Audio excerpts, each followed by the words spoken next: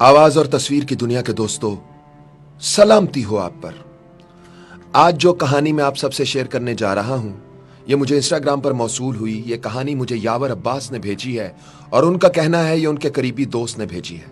इसे अपने प्रोग्राम में जरूर शामिल करें। इसे पढ़कर दोस्तों मेरे दिल पर तो दस्तक हुई, अगर इसे सुनकर आपके दिल पर भी दस्तक हो तो इससे हासिल होने वाले नतीजे पर गौर व फिक्र जरूर कीजिएगा।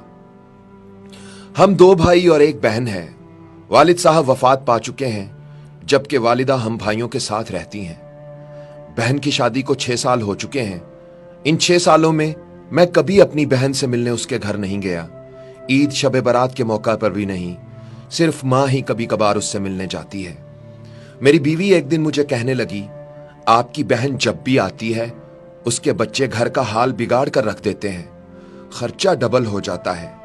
और तुम्हारी माँ हमसे छुपकर कभी उसको साबुन देती है, कभी कपड़े और कभी सर्फ के डब्बे और कभी तो चावल का थैला भर देती है। अपनी माँ से कहो ये हमारा घर है, कोई खैरात सेंटर नहीं है। यह सब सुनकर मुझे बहुत गुस्सा आया, क्योंकि मैं मुश्किल से घर का खर्च पूरा कर रहा था और माँ सब कुछ उठाकर बहन को दे देती थी। एक दिन बहन अपने बच्चों को लेकर घर आई हुई थी कि खेलते खेलते उसके बेटे ने टीवी का रिमोट तोड़ दिया। यह देखकर मुझे बहुत गुस्सा आया और मैंने माँ से कहा, माँ बहन से बोलो हमारे घर सिर्फ ईद पर आया करे, और ये जो आप उसे साबुन सर्फ और चावल का थैला भर कर देती हैं, बस बहुत हो गया, अब यह सिलसिला बंद कर दें। यह सब सुनकर मेरी माँ चुप रही, लेकिन मेरी बहन ने मेरी ये सारी बातें सुन ली, लेकिन उसने ऐसे जाहिर किया जैसे उसने कुछ नहीं सुना। शाम का वक्त होने वाला था।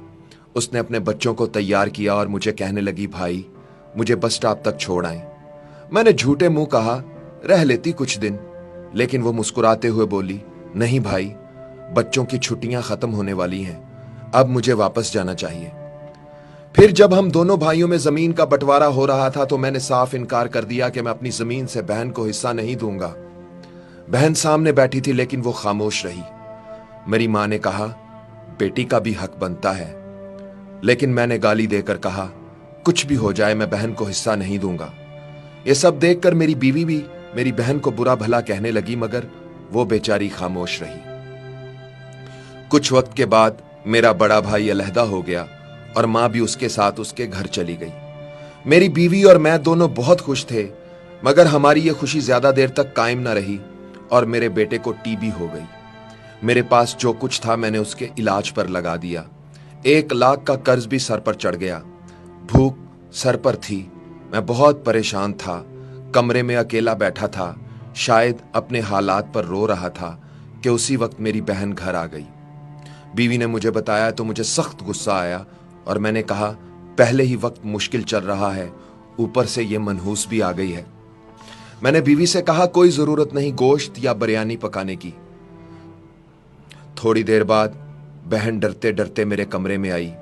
मैंने नागवारी से उसकी तरफ देखा, मगर वो आगे बढ़ी और प्यार से मेरे सर पर हाथ फेरा और बोली, वीरे मैं तेरी बड़ी बहन हूं, तुम तो मेरी गोद में खेलते रहे हो, मगर अब देखो तो जरा, मुझसे भी बड़े लगते हो।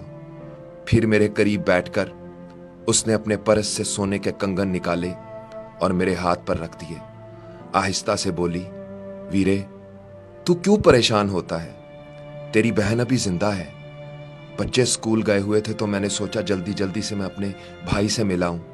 भाई ये कंगन बेच दो, अपना खर्च चलाओ और बेटे का इलाज करवाओ। फिर वो आहिस्ता से बोली, भाई तुझे कसम लगे किसी को मत बताना कंगन के बारे में। फिर उसने मेरा माथा चूमा और 1000 रुपए मेरे हाथ में थमा दिए। मैंने देखा वो 100 50 के नोट थे। शायद वो मेरी बहन की कुल जमा पूंजी थी। वो जाने लगी तो मैंने उसके पैरों की तरफ देखा।